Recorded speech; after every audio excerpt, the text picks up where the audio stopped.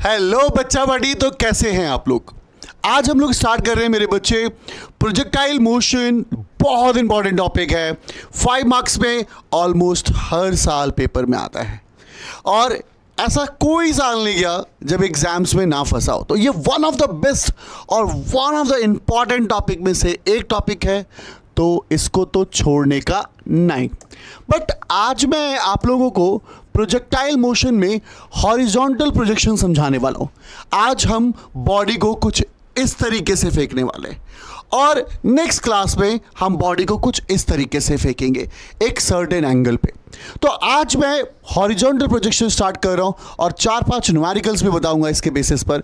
तो फटाफट वीडियो को स्टार्ट करते हैं।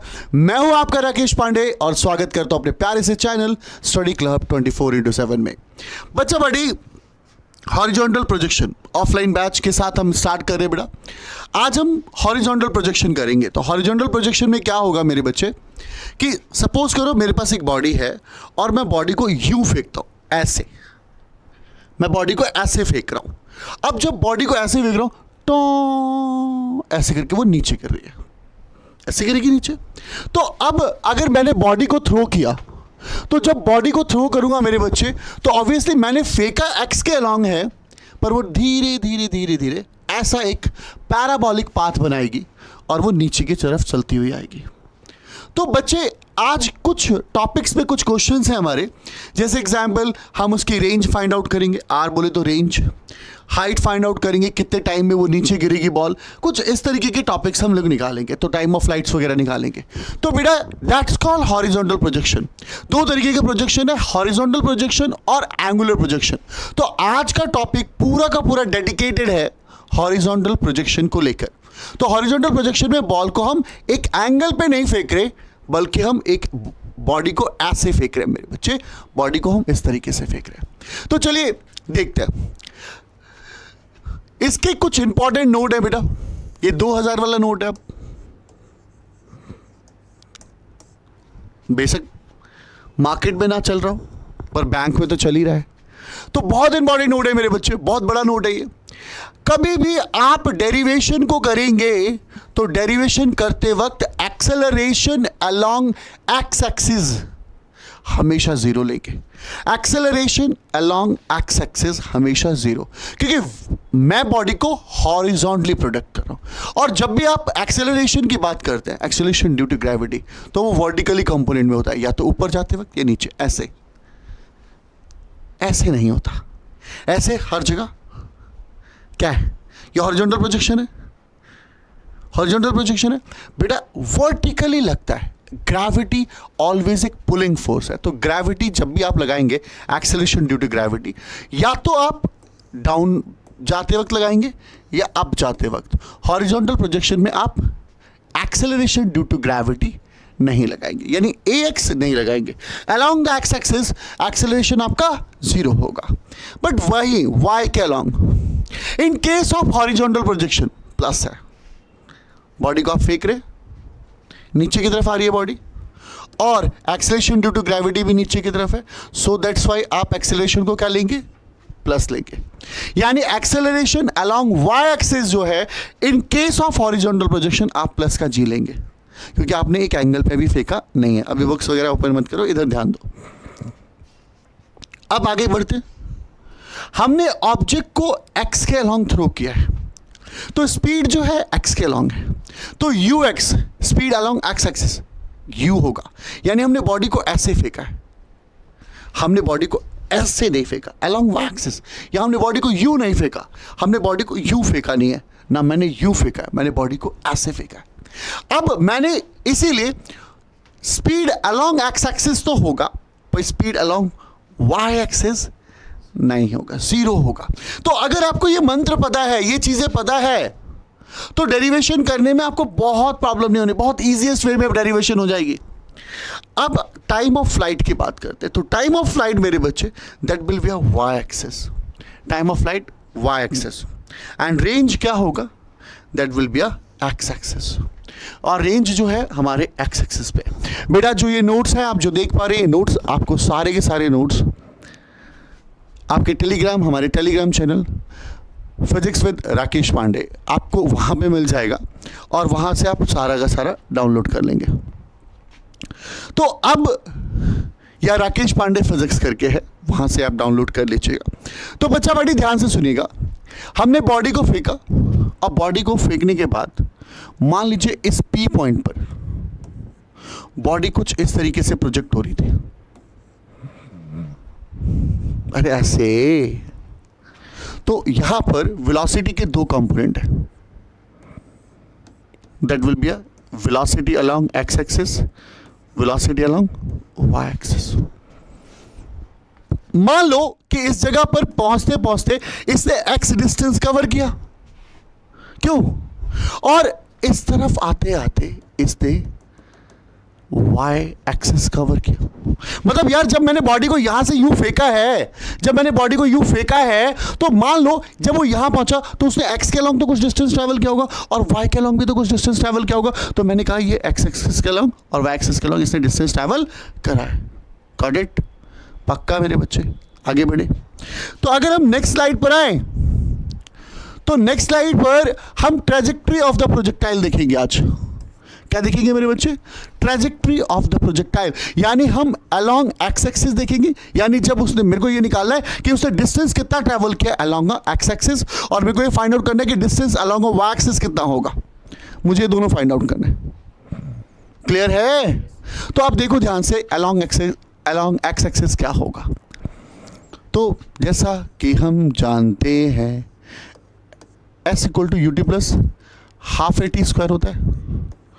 बोलो। अब जब हाफ ए टी स्क्वायर होता है मेरा बच्चा, तो सुन, हम अलोंग एक्स एक्सिस देख रहे हैं, तो मेरे को डिस्टेंस भी एक्स एक्सिस के अलोंग देखना है, स्पीड को भी एक्स एक्सिस के अलोंग देखना है, टाइम क्या देखना है, टाइम एक्स एक्सिस के अलोंग होता है, यहाँ एक्स एक्सिस वाई एक्सिस होता है क्या, और एक्सेलरेशन को भी एक्स एक्सिस के अलोंग देखना है। जब आप ये कर देंगे तो आपका काम बहुत आसान हो जाएगा। अब आइए चलिए देखते हैं। अब मुझे ये बताइए, क्या एस एक्स आपका एक्स ले लूं, distance travel along X axis x. अरे मेरे बच्चे मैं इसकी बात कर रहा हूं। Got it? अब यार यहां देख अनुराग, यू एक्स पता क्या होगा? शाबाश, यू एक्स हमारा यू होगा और एक्स क्या होगा मेरे बच्चे? जीरो होगा। यस और नो? पक्का? अब देख काम आसान हो गया। ऑनलाइन वाले बच्चों एक बात बताओ मुझे, काम आसान नहीं हो गया? ये मेरा एक्स हो गया और U X is what? U and T, बाकी का जीरो। तो हमने देखा कि x equal to U into T, और यहां पे t क्या आया? x अपॉन में u। टाइम क्या है? x upon u। अरे यार ये कौन सा टाइम है? ये कौन सा टाइम है? ये टाइम इस p पॉइंट पे पहुंचने वाला टाइम है। जो ऑब्जेक्ट हमने यहां से फेंका और वो ऑब्जेक्ट यहां से आ रहा है, तो ये वाला टाइम है ना, इस पॉइंट पे पहुंचने का x अपॉन यू। होगा या नहीं होगा? इस पॉइंट पे पहुंचने में कितना टाइम लगा होगा, ये होगा या नहीं होगा? t equal to X upon U होगा या नहीं होगा? होगा। ये टाइम है। तो जैसे मैंने अभी एक्स एक्सिस के अलोंग निकाल लिया, तो अब मैं वाई एक्सिस के अलोंग भी निकालता हूं। तो देखिएगा बेटा, S Y U Y T plus half A Y T square. Online वालों साथ साथ मेरे बोलना, अगर आप वीडियो देख रहे हैं तो आप साथ साथ बोलना और मजा आएगा। क्या मैं डिस्टेंस अलोंग वाई एक्सिस क्या लूंगा? वाई। वैसे मैंने एक्स एक्सिस के अलोंग एक्स ले लिया। अब यार मैंने सोचा कि वाई के अलोंग कितना चेंज आया पी पॉइंट पर, मैं ये तो देख लूं। अब यू वाई क्या होगा सोचो जरा। यू वाई जीरो होगा, क्योंकि मैंने ऑब्जेक्ट को एक्स के अलोंग फेंका है, तो यू वाई मेरा जीरो। ए वाई क्या होगा बाबुआ? दैट विल बी अ जी। और क्या हम टाइम को एक्स अपॉन यू कह सकते हैं? क्योंकि उस पी पॉइंट पे पहुंचने के लिए जो टाइम लगा है, उस पी पॉइंट पे पहुंचने में क्या एक्स अपॉन यू लगा है? कह सकता हूं मैं? तो क्या मेरे बच्चे y इज इक्वल टू, ये 0 हो गया, 1/2 GT² हो गया यार, y equal to half GT²। अब मैं t की जगह क्या रख सकता हूं? 1/2 GX² अपॉन में U² लिख सकता हूं कि नहीं लिख सकता? अब ये बता मेरे बच्चे कि y equal to 1/2 G upon U² dot X²।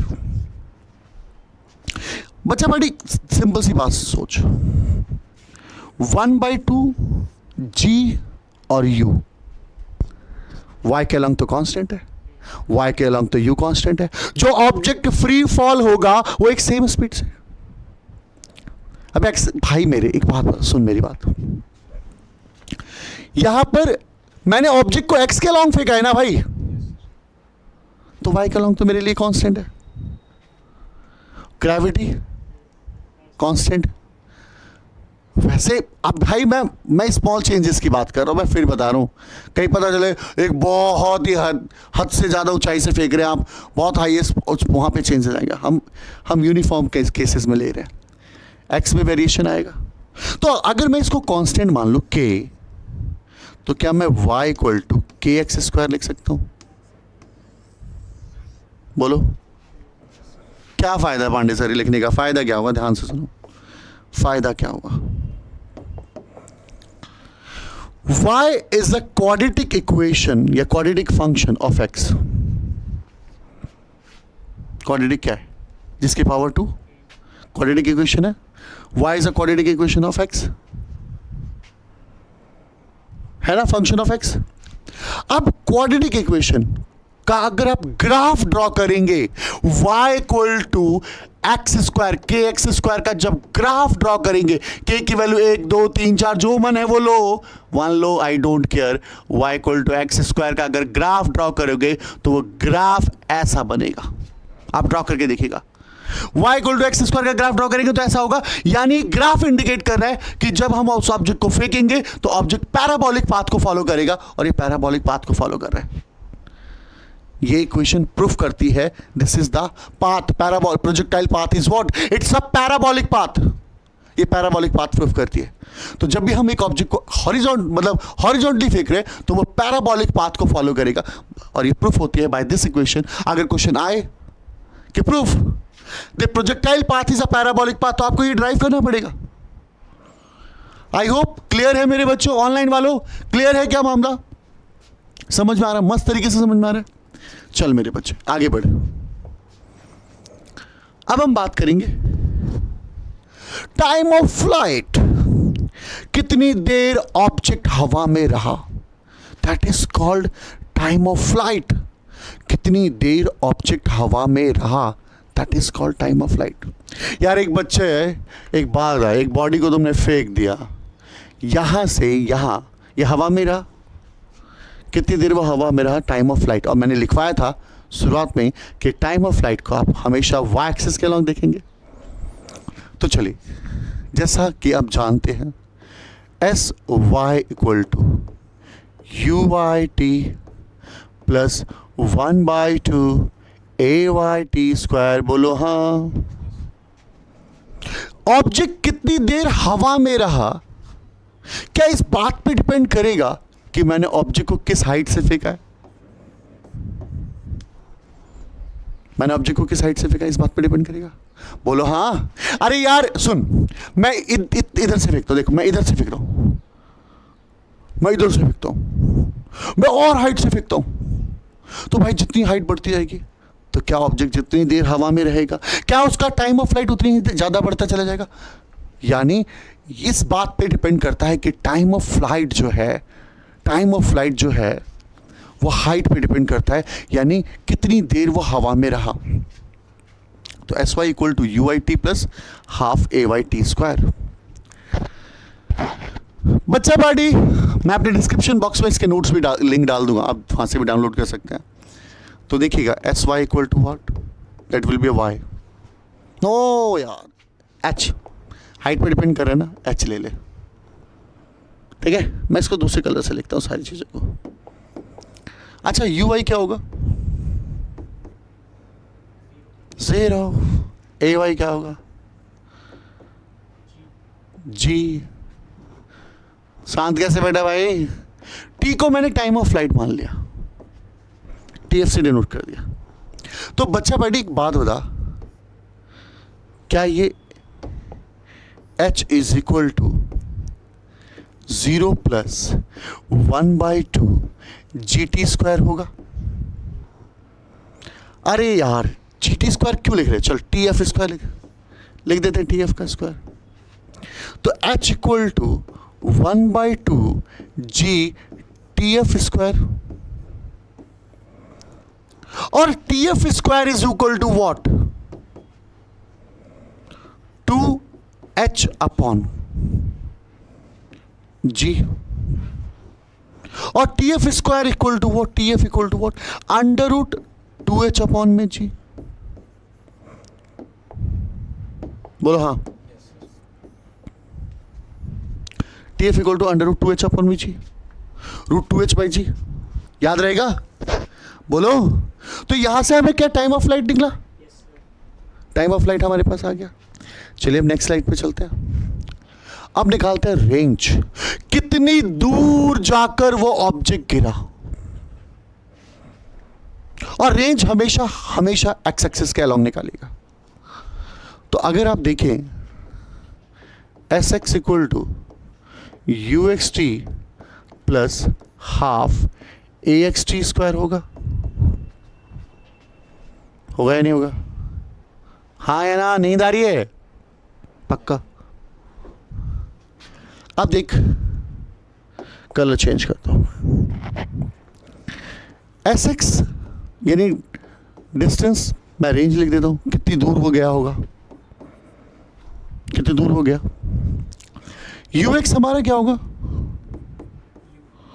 और टी को क्या मैं टाइम ऑफ फ्लाइट लिख सकता हूं, कितनी दूर वो जाके गिरेगा, क्या इस बात पे डिपेंड करेगा कि क्या उसका टाइम ऑफ फ्लाइट रहा होगा? ऑब्वियसली इस बात पे डिपेंड करेगा। तो time of flight under root 2h by G आया है हमारे पास, यही तो आया है, यही तो आया है। तो लेट्स सी, क्या R इक्वल टू U, और AX क्या होगा यार, AX 0 होगा।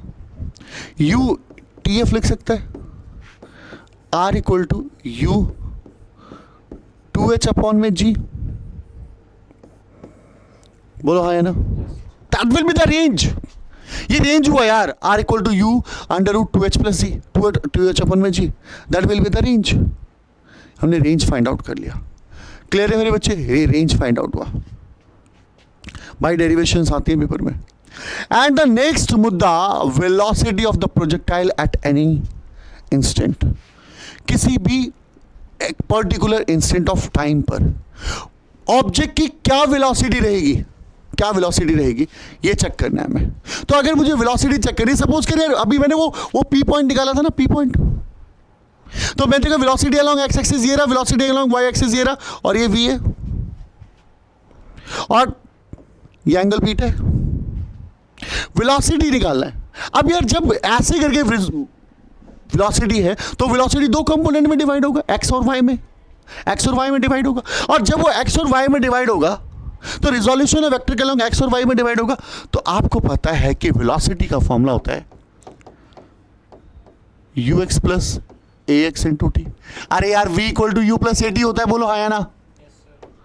अब जब v equal to U plus A T होता है तो मैं एक्स एक्सिस के अलोंग देख रहा हूं, तो मैंने you X plus A X T लिख दिया।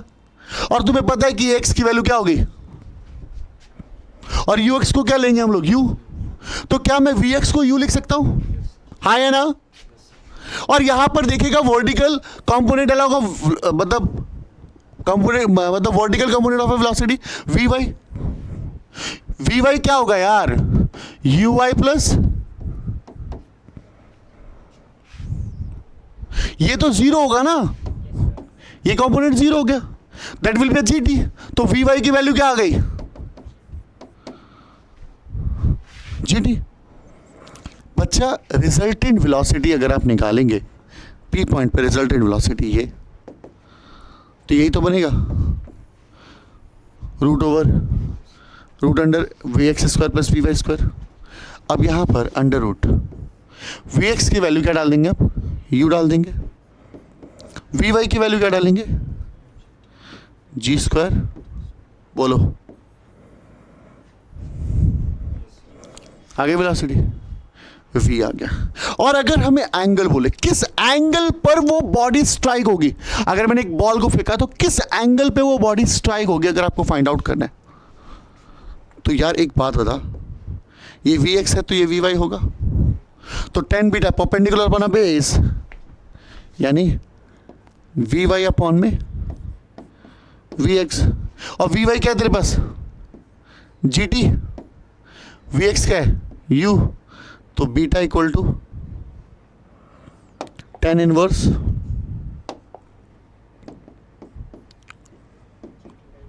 ये हो जाएगा, या यहां पे इसको लिखना है तो beta equal to tan inverse V Y by V X भी लिख सकता है। दैट्स ऑल यार, डेरिवेशन सॉल्व हो गया यार, यही तो है डेरिवेशन, यही तो डेरिवेशन है। तो इसी के अब न्यूमेरिकल्स करते हैं, न्यूमेरिकल्स करते हैं और न्यूमेरिकल करके कॉन्सेप्ट को और बिल्डअप करते हैं। मैं आपकी हेल्प करूंगा सॉल्व करके, आप कमेंट करके मेरे को बताएंगे कि हुआ कि नहीं हुआ। ओके, तो सुनिएगा पहले।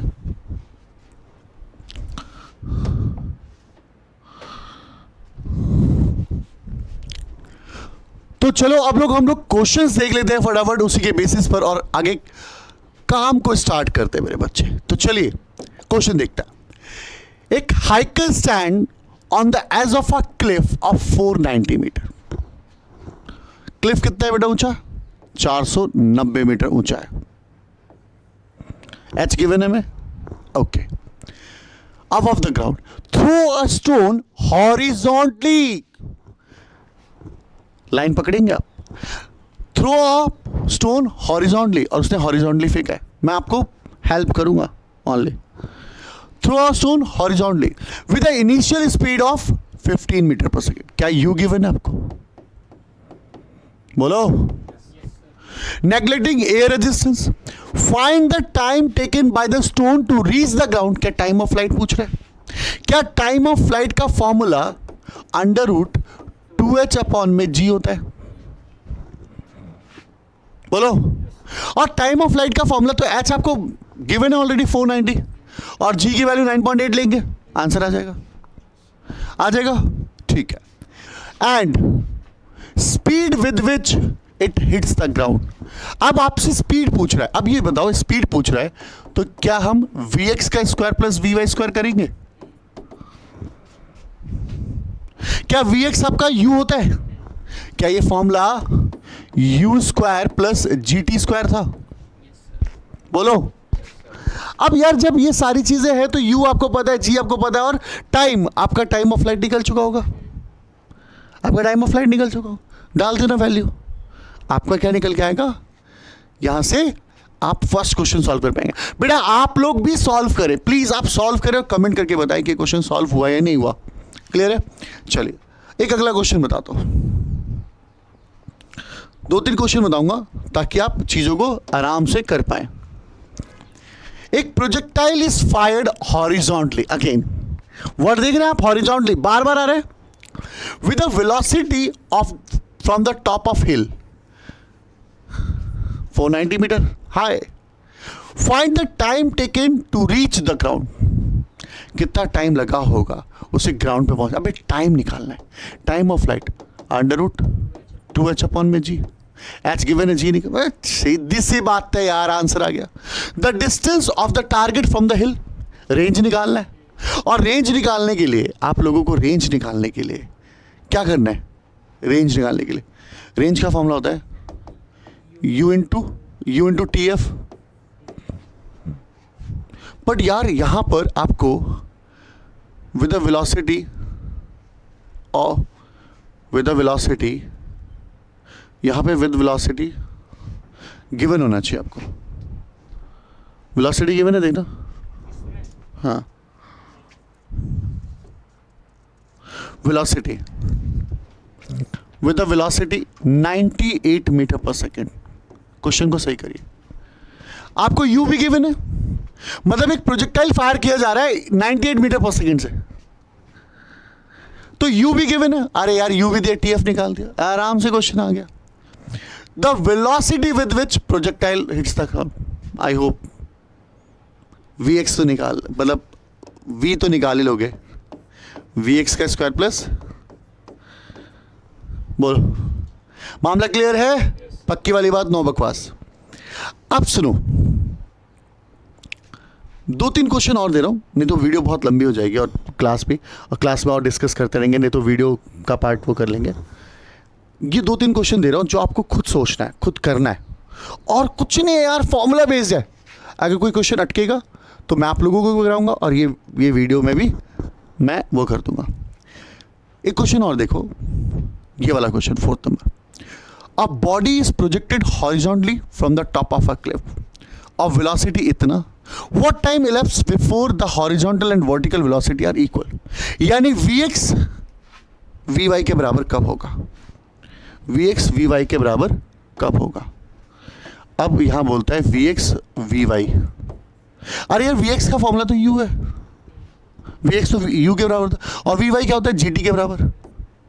टाइम निकाल लोगे, u अपॉन में g, u कितना है भाई 9.8, g कितना है भाई, आंसर। यार क्वेश्चन बहुत इजी है, क्वेश्चंस बहुत इजी है, बस आपको अटेम्प्ट करने। मैं एक बार आपको पूरी स्क्रीन पे दिखाता हूं, आप पहले इसे स्क्रीनशॉट ले लीजिए, पहला स्क्रीनशॉट ले लीजिए, और ये बस इसको 10 क्वेश्चन को अटेम्प्ट कीजिए, और उसके बाद आराम से मिलते हैं नेक्स्ट वीडियो में। अगर कोई डाउट है तो प्लीज़ इन क्वेश्चन में आप मुझे कमेंट करके बताएं, और मैं डेफिनेटली, आप अगर लिख देंगे ना कमेंट में सर क्वेश्चन नंबर 10 नहीं आया, क्वेश्चन नंबर 9 नहीं आया क्वेश्चन, तो उसकी वीडियो मिल जाएगी आपको। ठीक है मेरे बच्चों, मिलते हैं नेक्स्ट वीडियो में। बाय बाय मेरे दोस्त, थैंक यू सो मच।